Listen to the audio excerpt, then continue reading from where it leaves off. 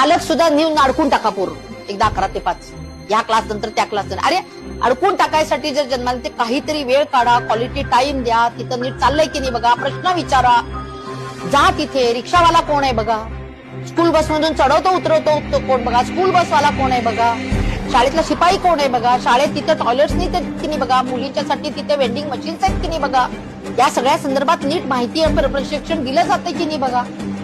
ह्याच्याऐवजी त्यांना मार्कांचं पडलंय. आपली मुलं ही आपली स्वप्न पूर्ण करण्याचं माध्यम आहेत असं लोकांना वाटत नाही. त्यांच्या यशा अपयशावरती ह्यांची प्रतिष्ठा अवलंबून ठेवतात.